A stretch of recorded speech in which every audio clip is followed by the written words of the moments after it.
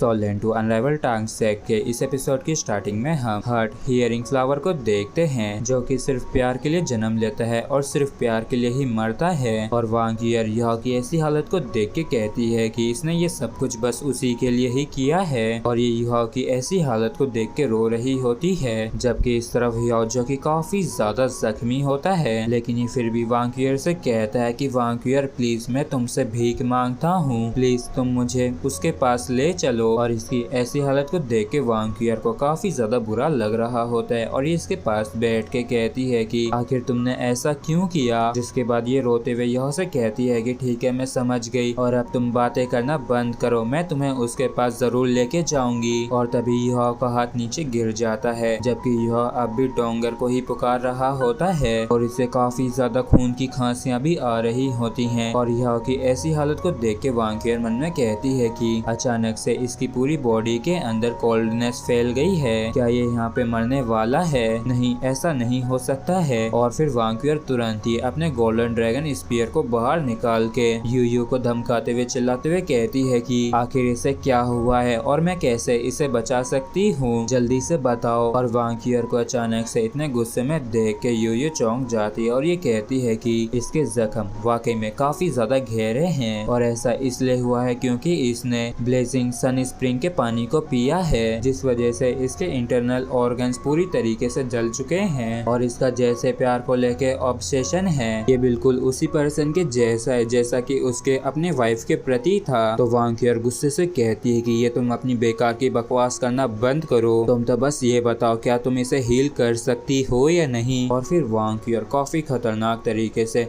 अपने golden dragon के ऑरे को रिलीज करते हुए कहती है कि क्योंकि अगर ये यहाँ पे मरता है तो मैं तुम सभी को ही वो दर्द एक्सपीरियंस करवाऊंगी जो इसने किया है। और इस चीज को सुन के यूयू घबरा जाती है और ये कहती है कि प्लीज रुक जाओ, जबकि वांग ईयर कहती है कि अगर ये यहाँ पे मरता है तो मैं अपने आप को भी मार दूंगी और मेरे साथ साथ तुम सभी ही मेरे साथ यहीं पे मारे जाओगे। तो यूयू कहती है कि तुम ये सब क्यों कह रही हो, जबकि ऐसा दिखता है कि ये बिल्कुल भी तुमसे प्यार नहीं करता है। तो वांग ईयर गुस्से से कहती है कि क्या तुम्हें समझ में नहीं आ रहा है जो मैं तुमसे कह रही हूँ, और मुझे इस चीज की कोई भी परवाह नहीं है कि ये मुझसे प्यार करता है या नहीं, लेकिन अभी मैं पूरे दावे के साथ कह सकती हूँ यही सिर्फ एक लौता है जिसे मैं सबसे ज्यादा प्यार करती हूँ। और अगर ये अपनी जिंदगी को अपने प्यार के लिए सेक्रीफाइस कर सकता है तो फिर मैं भी अपने प्यार के लिए अपनी जिंदगी को सेक्रीफाइस कर दूंगी, मतलब कि युहाओ के लिए मैं अपने आप को सेक्रीफाइस कर दूंगी। और अगर तुम इसे नहीं बचा सकती हो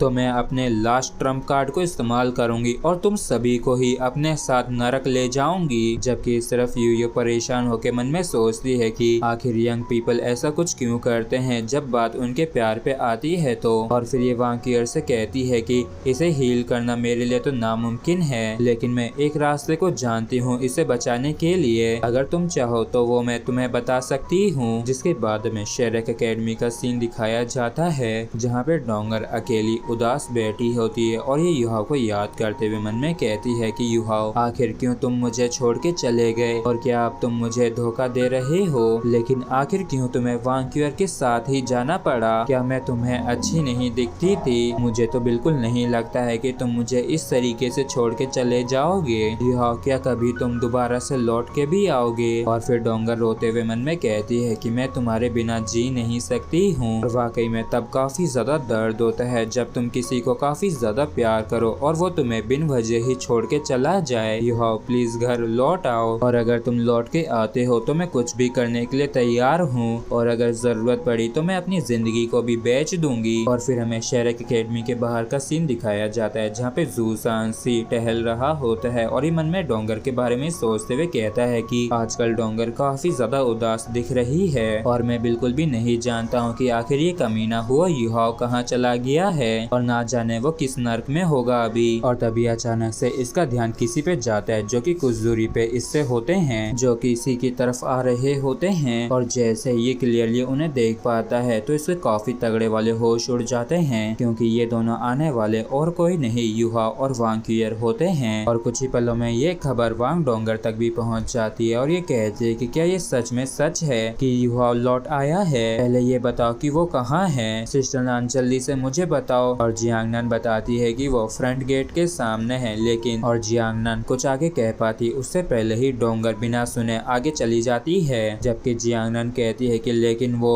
वांग क्यूअर के साथ है। जबकि इस तरफ हम देखते हैं कि वांग क्यूअर के रास्ते को बई बई, जू सांसी, सईतो और जियाओ जिया ने रोक रखा होता है। तो वांग क्यूअर इन सभी से कहती है कि मेरे रास्ते से हट जाओ, मुझे वांग डोंगर को ढूंढना है। तो बई बई कहता है कि पहले तुम हमारे सवालों का जवाब दो, क्या तुम दोनों साथ थे? जिस पे वांग क्यूअर कहती है कि हाँ बिल्कुल, हम दोनों अकेडमी से साथ में ही बाहर गए थे। तो जियाओ जिया कहती है कि आखिर तुम ऐसा कैसे कर सकती हो? तो वांग क्यूअर कहती है कि आखिर हम ऐसा क्यों नहीं कर सकते हैं? तो बई बई को इस पे काफी गुस्सा आने लगता है। तो वांग क्यूअर कहती है कि आखिर वांग डोंगर कहाँ है? वो यहाँ पे आ चुका है, लेकिन अब तक वो यहाँ पे क्यों नहीं आई? वांग डोंगर को कोई जाके बोलो कि जल्द से जल्द वो यहाँ पे आए। और वांग क्यूअर की इन बातों को सुन के इन सभी को काफी ज्यादा गुस्सा आ जाता है और ये सभी ही अपनी अपनी सोल रिंग्स को रिलीज कर देते हैं और सईतो भी अपने सोल गाइड वेपन्स को बाहर निकाल लेता है। और ये सभी कहते हैं कि क्या तुम हम सभी को ही उकसाना चाहती हो? और तुमने जो डोंगर को इतना दुख पहुंचाया, क्या उतना काफी नहीं है? और तभी यहाँ पे डोंगर आ जाती है और ये आते ही इन सभी को रुकने के लिए कहती है। और जैसे इसका ध्यान युहा के ऊपर जाता है तो ये देखती है कि युहा का गला पूरी तरीके से जल रखा है और युहा की ऐसी हालत को देख के ये पूरी तरीके से कांप उठती है और ये कहती है कि आखिर वो युहा को क्या हुआ है? जबकि इस तरफ ये सभी लोग कहते हैं कि हम नहीं जानते कि तुम दोनों के बीच में क्या हुआ है जब तुम दोनों यहाँ पे नहीं थे, और हम भी देखते हैं कि तुम यहाँ पे क्या करती हो। तो वांग डोंगर आगे आते हुए कहती है कि चलो पहले सुनते हैं कि इसके पास क्या कहने को है। वांग क्यूअर सबसे पहले भिड़ते यही कहती है कि पहले तो तुम लोग ये बताओ कि आखिर तुम लोग मुझे उस एटीट्यूड से क्या दिखाना चाहते थे? और यहाँ पे देख के ऐसा लगता है जैसे कि मैं ही गुनहगार हूँ जो कि वो युहा को अपने साथ लेके यहाँ से भाग गई थी। और तुम लोग तो ये कहते हो ना कि तुम सभी ही हो युहा के बेस्ट फ्रेंड्स हो, लेकिन मुझे तो ऐसा नहीं लगता है, क्योंकि अगर ऐसी बात होती तो तुम लोग इसके ऊपर शक नहीं करते। और क्या तुम लोगों को सच में ऐसा लगा कि ये कुछ ऐसा भी कर सकता है? और वांग क्यूअर की इस बात को सुन के ये सभी ही चौंक जाते हैं और कुछ भी नहीं कह पाते हैं। तो डोंगर कहती है कि तो क्या यहाँ पे जो हो रहा है अगर वो सच नहीं है तो फिर हम क्या इमेजिन करते? तो वांग क्यूअर कहती है कि मैं सच में इसके लिए अब कुछ भी नहीं रही हूँ, और बीते इन पिछले 10 दिनों में युहा हरदम मौत की कगार पे खड़ा रहा और मैंने लगभग अपनी पूरी कोशिश की इसे रोकने की, लेकिन इसने मेरी एक ना सुनी और बिना खतरे की परवाह किए जबरदस्ती आगे बढ़ता रहा, बस तुम्हारे अंदर छिपी हुई उस बेकार सी बीमारी का इलाज ढूंढने के लिए। और इसने सिर्फ उसे ढूंढने के लिए अपना सब कुछ दांव पे लगा दिया। और ये सुनने के बाद क्या तुम्हें अब भी लगता है कि ये भाग गया होगा? और छिपी हुई बीमारी का सुन के डोंगर चौंक जाती है और ये कहती है कि युहा ने इस बारे में मुझे कभी नहीं बताया। और वांग क्यूअर कहती है कि मैंने कभी नहीं सोचा था कि कोई पर्सन सिर्फ अपने प्यार के लिए इस हद तक भी जा सकता होगा। और तभी उस चादर के बाहर युहा का जख्मी हाथ बाहर निकल आता है, जिसे देख के सभी लोगों के होश उड़ जाते हैं। और वांग क्यूअर रोते हुए कहती है कि आखिर हुआ युहा को क्या हुआ और आखिर कैसे इसे इतने गहरे जख्म मिले? वांग क्यूअर कहती है कि क्या तुम सच में जानना चाहती हो कि इसे इस तरीके के जख्म कैसे मिले? और क्या तुमने इसके गाल के पास में वो चीज देखी? उसे हार्ट हियरिंग फ्लावर के नाम से जाना जाता है और सिर्फ इस फ्लावर के लिए ही इसने ना जाने कितनी बार मौत का सामना किया है। और इसने तो यहाँ तक कि उस स्प्रिंग के पानी को भी पिया जिसे ब्लेजिंग सन स्प्रिंग के नाम से भी जाना जाता है, जो कि लावा से कई गुना ज्यादा गर्म होता है। और इसने सिर्फ उसे अपनी एब्सोल्यूट आइस को